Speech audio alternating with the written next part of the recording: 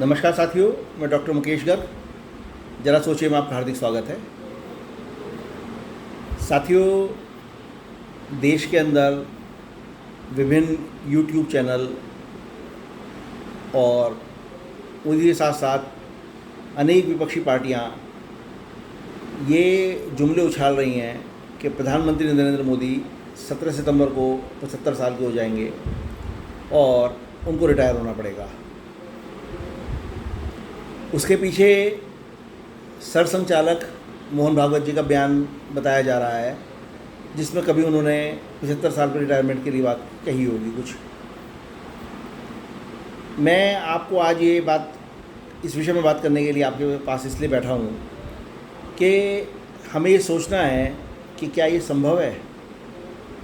क्या देश एक प्रभावशाली नेता को इस तरीके से 75 साल के बहम में हटा देगा अपने पद से? क्या मोदी जैसा प्रधानमंत्री दोबारा मिल पाएगा देश को? शायद नहीं। इतना ज़रूर है कि मोदी को हटाना है। सत्ता पर काफ़ी लंबे समय से काबिज हैं, देश के लिए बड़े बड़े काम कर रहे हैं, बड़े बड़े सख्त निर्णय ले रहे हैं।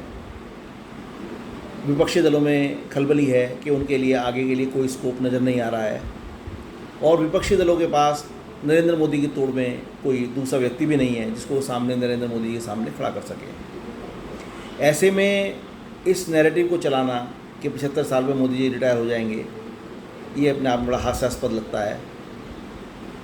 अभी 11 सितंबर को सरसंघचालक मोहन भागवत जी जो हैं वो भी 75 साल के हुए हैं, और उन्होंने विशेष बयान ये दिया है कि ना उन्होंने 75 साल की रिटायरमेंट की बात की, ना मैं हो रहा। यानी उन्होंने सारी जो अफवाहें थी उन पर एक विराम लगा दिया। और मोदी जी तो पता नहीं किस मिट्टी के बने हुए हैं, वो तो किसी बात के ऊपर कोई नेगेटिव रिस्पॉन्स करते ही नहीं हैं, सुनते रहते हैं, उसको जो है मन में मनन करते रहते हैं। किस तरीके से वो डील करते हैं ये उनका अपना व्यक्तिगत चरित्र है। मैं उसके बारे में जितना कहूँ उतना थोड़ा है कि वो जवाब देते हैं, और जवाब इस कदर देते हैं कि उसका कोई तोड़ नहीं होता है।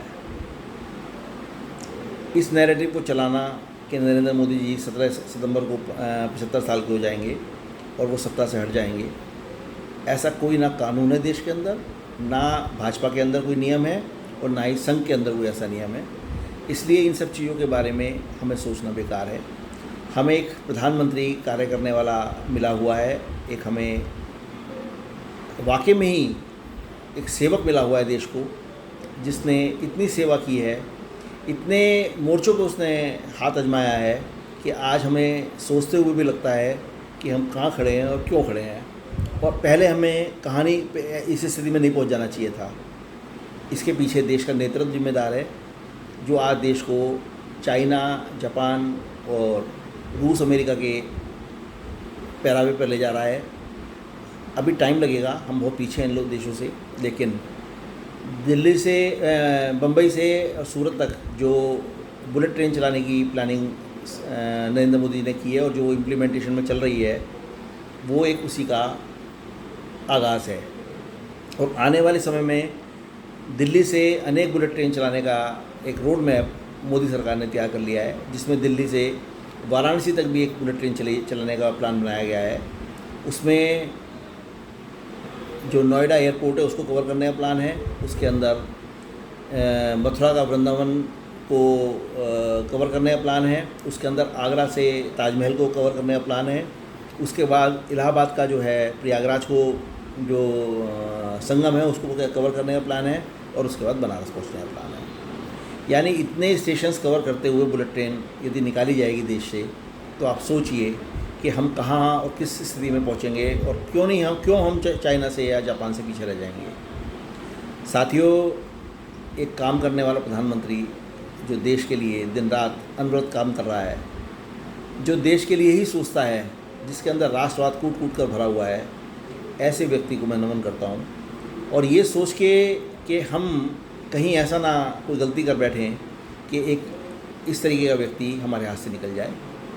हमें उनकी लंबी आयु की कामना करनी चाहिए, हमें उनके लंबे कार्यकाल की कामना करनी चाहिए, और क्यों वो रिटायर हों इस पर विचार करना चाहिए, ज़रा सोचिए। साथियों, मेरे विचारों यदि आपको उचित लगें तो कृपया मेरे चैनल को लाइक कीजिए, शेयर कीजिए और सब्सक्राइब कीजिए। धन्यवाद।